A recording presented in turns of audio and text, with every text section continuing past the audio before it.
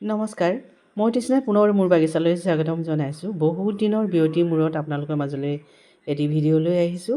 আশা কৰিছোঁ আপোনালোকে নিশ্চয় চাব। সকলোৱে ভালে কুশলে আছে চাগে। আৰু মোৰো বৰ্তমান ভাল, কিন্তু অলপ দিনৰ আগতে গা ভাল নাছিল। সেইটো কাৰণে মন যোৱা নাছিল, ফুলৰ যত্ন লোৱা নাই আৰু বাগিচা কামো কৰা নাই। সেইটো কাৰণে ভিডিঅ' দিয়া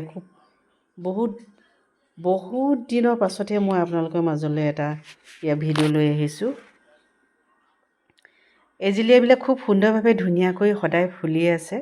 তাকে আপোনাক আৰম্ভণিৰ পৰা দেখুৱাইছোঁ।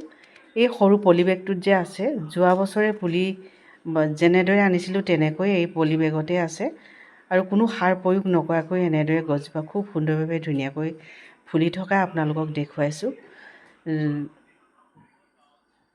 আৰু ইয়াতে কলি আৰু এতিয়াও বৰ্তমান বহুত আছে ফুলিব লগা। সেইটো কাৰণে আপোনালোকক দেখুৱালোঁ যে ৰ'দ বৰষুণ দুয়োটাই যদি একেৰাহে পাই থাকে, এজেলিয়াবিলাক অতি সহজতে ফুলে।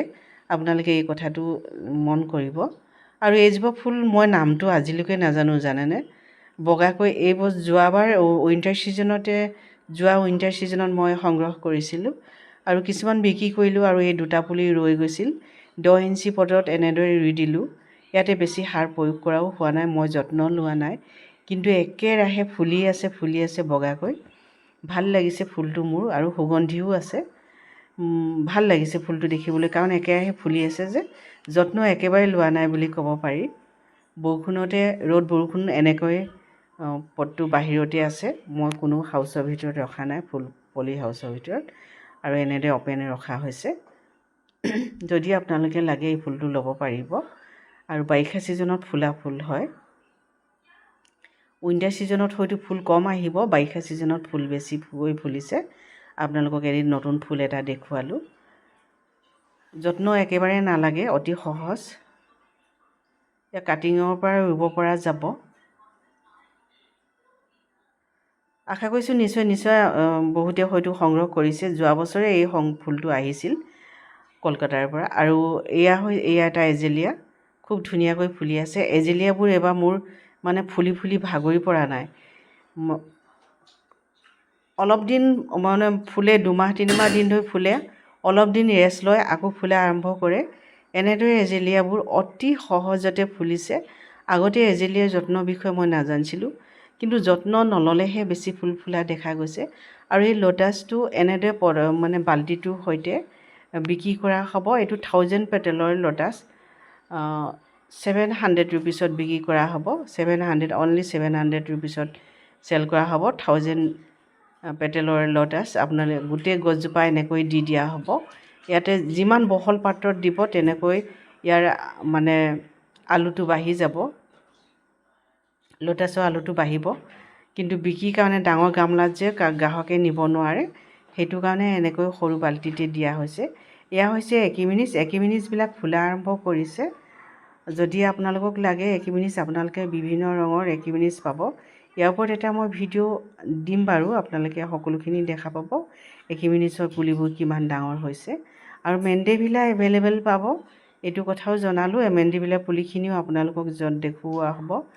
ৰঙা আৰু গুলপীয়া পাব মেণ্ডেভিলা এতিয়া বাৰিষা ছিজনত খুব সুন্দৰকৈ ফুলিব। আপোনাৰ গৰমৰ ঋতুটোত ৰ'দ বৰষুণ সকলো সহ্য কৰিব পাৰে। বৰষুণ একেৰাহে পাই থাকিলেও আপোনাৰ কোনো অসুবিধা নাই, মৌচন্দা আছে। আৰু এইটো মিনি একজোৰাটো দেখিছেনে? এটা 10 ইঞ্চি পটত ইমান ডাঙৰ হৈছে গছজোপা, আৰু ফুলো বহুত বেছি পৰিমাণৰ ফুলা দেখা গৈছে। তাকে আপোনালোকৰ লগত শ্বেয়াৰ কৰিলোঁ। এটা 10 ইঞ্চি পটত ৰুই ৰাখিলেও মিনি একজোৰাজোপা যে কিমান ডাঙৰ কৰিব পাৰি, তাৰে নমুনা আপোনালোকক উদাহৰণ হিচাপে দেখুৱালোঁ। অতি সহজ, একেবাৰে যত্ন নালাগে। এইটো এটা বগা একজোৰা, হালধীয়া একজোৰা আপোনালোকে মোৰ ওচৰত এভেইলেবল পাব। বহুত পৰিমাণৰ কাটিং পুলি মই সাজু কৰি ৰাখিছোঁ, আপোনালোকে পাব। মই ভিডিঅ' একেবাৰে দিয়া হোৱা নাই, সেইটো কাৰণে আপোনালোকে হয়তো মোক পাহৰি গৈছে যেন অনুমান হৈছে।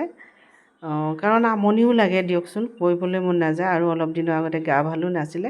মই বাগিচাখন আপোনালোকক কিয় দেখুওৱা নাছিলোঁ ইমান দিনে, তাৰ কাৰণটো হৈছে এইটো। ঘৰৰ আকৌ এখন নতুন ছাদ দিয়া হ'ল। সেই ছাদ দিবৰ কাৰণে গিটি বালি, ইটা বালিবিলাক এনেকৈ পেলাব লগা হৈছিল চোতালত। সেইটো কাৰণে ফুলৰ ঘৰবোৰ ভাঙি দিয়া হ'ল। ফুল ৰখা ঘৰবোৰ ভাঙি দিব লগা হোৱাত কোনো এটা ফুলে ডিচিপ্লিন অৱস্থাত নাই। এয়া দেখিছে, মই অকণমান আপোনালোকক দেখুৱাই দিছোঁ। এটা সৰু ঘৰ আছে এইফালেদি, বেক চাইডে এটা ফুলৰ ঘৰ আছে, সেইটো ঘৰ বাৰু আছে, বেলেগ দিনাখন দেখুৱাম। সেইটো বস্তু পেলাব লগা হোৱাৰ কাৰণে গোটেই বাগিচাখন অচিজিল, দেখুৱাবলৈ লাজ লাগে। আৰু এয়া এনেকুৱা এটা অৱস্থাত থকাৰ কাৰণে মই ভিডিঅ' দিয়া নাই। লাজো লাগে ফুলৰ ইউটিউব ভিডিঅ', ফুলৰ ভিডিঅ' বনাই যদি মই আপোনালোকক এখন ধুনীয়া বাগিচা দেখুৱাব নোৱাৰোঁ, তেতিয়াহ'লে কোনো অৰ্থহীন বুলি মই ভাবোঁ। সেইটো কাৰণে মই দেখুওৱা নাই আৰু ভিডিঅ' আপোনালোকৰ মাজলৈ লৈ অহা নাই। কিন্তু তথাপি মোৰ কৰ্তব্য বুলি ভাবিছোঁ, মোৰ পুৰণি বন্ধু বান্ধৱীসকলৰ